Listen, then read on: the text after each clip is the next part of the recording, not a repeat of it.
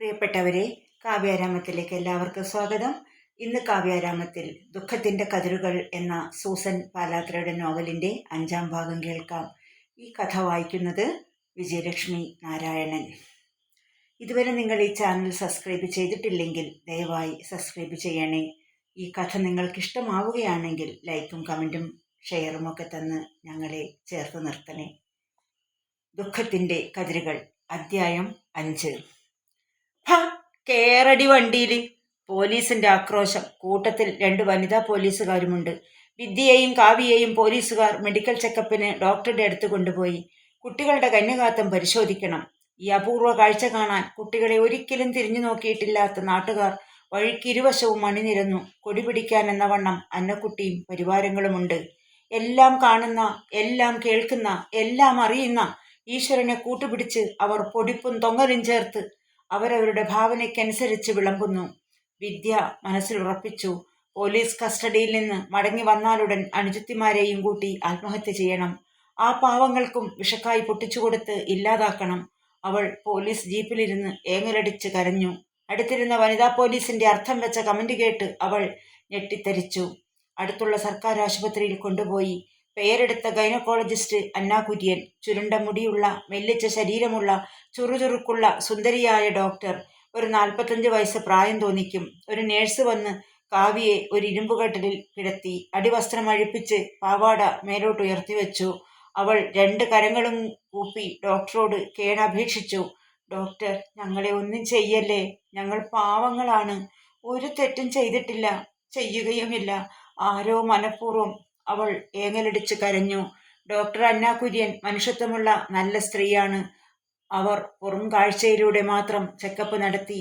അടുത്തു നിന്ന വനിതാ പോലീസിനെ മാറ്റി നിർത്തി. എന്നിട്ട് കാവ്യയോടായി ചോദിച്ചു, കുട്ടി ഏത് ക്ലാസ്സിലാ പഠിക്കുന്നത്? കാവ്യ പറഞ്ഞു, 8-ാം ക്ലാസ്സിൽ. ഡോക്ടറുടെ മകൾ നിമി എൻ്റെ ക്ലാസ്സിലാ പഠിക്കുന്നേ.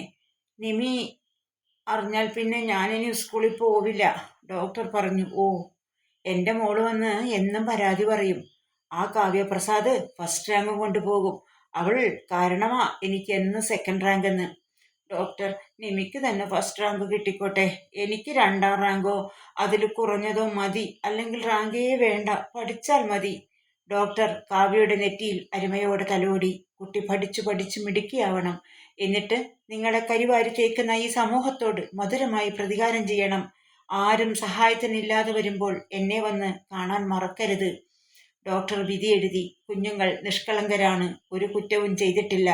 വീട്ടിൽ ചെന്നപ്പോൾ കണ്ട കാഴ്ച അവരെ നടുക്കി. വീടിന്റെ കോലായിൽ ഒരു പട്ടിക്കുഞ്ഞിനെ പോലെ വാടിത്തളർന്നുറങ്ങുന്ന കുഞ്ഞനുജത്തി നിത്യമോൾ. നിത്യമോളെ വാരിയെടുത്ത് വിദ്യ വിതുമ്പി. കാവ്യയ്ക്കും ദുഃഖമടക്കാനായില്ല. അവൾ ഉച്ചത്തിൽ ഏങ്ങലടിച്ച് കരഞ്ഞു. എൻ്റെ ദൈവമേ, ഞങ്ങളെ തള്ളിക്കളയരുതേ. കാവ്യ വേഗം അടുക്കളയിൽ കയറി കലമെടുത്ത് വെള്ളമൊഴിച്ചരി കഴുകി അടുപ്പത്തിട്ട് കഞ്ഞിയുണ്ടാക്കി. വറ്റൽമുളക് ചാലിച്ച് ഒരു ചമ്മന്തിയുണ്ടാക്കി നിർബന്ധിച്ച് നിത്യമോളെ കഴിപ്പിച്ചു. നിത്യമോൾ ചിണുങ്ങിക്കരഞ്ഞു. എന്നാത്തിനാ ചേച്ചിമാരെന്നെ ഒറ്റക്കിട്ടിട്ട് പോയേ? കാവ്യ അവളുടെ നെറുകയിൽ മുത്തം നൽകി ആശ്വസിപ്പിച്ചു. വയറു നിറച്ച് ചുടുകഞ്ഞി ചെന്നപ്പോൾ ക്ഷീണം കൊണ്ട് നിത്യമോൾ കാവ്യേച്ചിയുടെ മടിയിൽ കിടന്ന് ഉറങ്ങിപ്പോയി. അവൾ വിദ്യേച്ചിയെ വളരെ നിർബന്ധിച്ച് ഉപ്പു ചേർത്ത കഞ്ഞിവെള്ളം കുടിപ്പിച്ചു. വീച്ചി, നമ്മൾ തെറ്റൊന്നും ചെയ്തിട്ടില്ല, പിന്നെന്തിനാ കരയണേ? നമ്മളെ ആ ഡോക്ടർ സഹായിക്കും.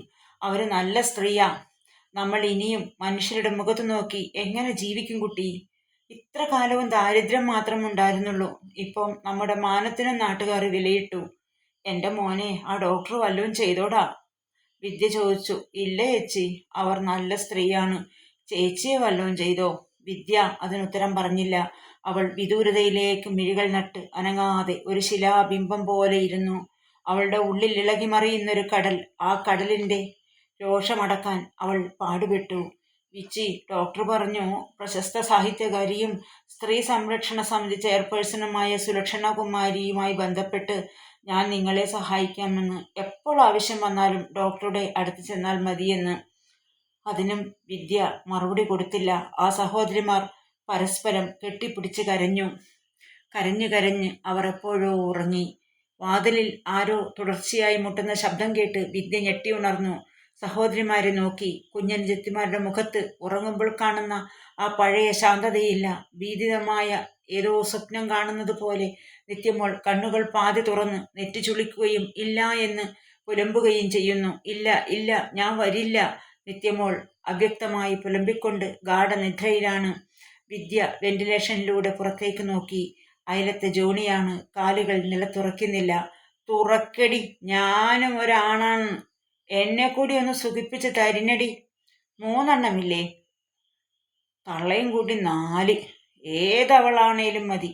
ഏതായാലും വിരോധമില്ല, സന്തോഷമാണ്. നരഭോജിയായ സിംഹവും കാമഭ്രാന്തനായ മൻപുരുഷനും ഒരുപോലെയാണെന്ന് അവന് പെങ്ങന്മാരെ പോലും തിരിച്ചറിയാൻ കഴിഞ്ഞെന്നും വരില്ല. വിദ്യ നിലത്ത് കുമ്പിട്ടിരുന്ന് പ്രാർത്ഥിച്ചു. അമ്മ പഠിപ്പിച്ചു തന്നിട്ടുള്ള ആ പ്രാർത്ഥന അമ്മ ഹോം നേഴ്സായി ജോലി നോക്കുന്ന വീട്ടിലെ അമ്മച്ചി പറഞ്ഞിട്ടുണ്ട്. ആ പ്രാർത്ഥനയുടെ ശക്തി. പെൺകുട്ടികൾ തങ്ങളുടെ ചാരിത്രം സംരക്ഷിക്കാനായി ദൈവമാതാവിനോടുള്ള ആ മധ്യസ്ഥ പ്രാർത്ഥന ചൊല്ലിയാൽ മതി. അവൾ നിശബ്ദം നിലത്ത് കുമ്പിട്ടിരുന്ന് കണ്ണീരോടെ ആ പ്രാർത്ഥന ഉരുവിട്ടു. ദൈവപുത്രന്റെ മാതാവേ, ഞങ്ങൾക്കു വേണ്ടി അപേക്ഷിക്കണമേ. വളരെ കരുണയുള്ള മാതാവേ, ഞങ്ങൾക്കു വേണ്ടി അപേക്ഷിക്കണമേ. കന്യകമാരുടെ മണിമകുടമായ മാതാവേ, ഞങ്ങൾക്കു വേണ്ടി അപേക്ഷിക്കണമേ. ചാരിത്രവതിയായ മാതാവേ, ഞങ്ങൾക്കു വേണ്ടി അപേക്ഷിക്കണമേ. എന്നിട്ട് കണ്ണീരോടെ അപേക്ഷിച്ചു. എൻ്റെ മണർക്കാട്ടമ്മച്ചി, ഇയാളെ ഇവിടെ നിന്ന് മാറ്റിത്തരേണമേ. ഇനി ആരും ഒരിക്കലും ഞങ്ങളെ ഉപദ്രവിക്കരുതേ. കുറേ നേരം അയാൾ ബഹളം തുടർന്നു. ക്രമേണ ശബ്ദം അകന്നകന്നു പോയി. കതകിന് മുട്ടും കോലാഹലങ്ങളും അടങ്ങി. അവൾ ദൈവത്തിന് നന്ദി പറഞ്ഞു. മാതാവിൻ്റെ മധ്യസ്ഥ പ്രാർത്ഥന അവൾക്ക് ധൈര്യം പകർന്നു. എന്നിട്ടും അവൾക്ക് രാത്രിയിൽ ഉറങ്ങാൻ കഴിഞ്ഞില്ല. പുലർച്ചെ 4 മണിവരെ അവൾ ഉറങ്ങിയതേയില്ല. 4 മണിയായപ്പോൾ അവൾ നിത്യമോളെ അരികിൽ ചേർത്ത് കിടത്തി. ആ കുഞ്ഞു കവിളിൽ ധാരാളം മുത്തം നൽകി. വലതു കൈത്തലം എത്തിച്ച് കാവ്യയെ തൻ്റെ ശരീരത്തോട് ചേർത്തണച്ചു കിടന്നു. ക്രമേണ അവളുടെ കണ്ണുകൾ അടഞ്ഞു. അവർക്ക് കൂട്ടിനായി ആകാശത്തിൽ അങ്ങിങ്ങായി ഓരോ നക്ഷത്രക്കുരുന്നുകൾ മാത്രം. പ്രിയപ്പെട്ടവരെ, ഈ കഥയുടെ അടുത്ത ഭാഗം അടുത്ത ദിവസത്തിൽ.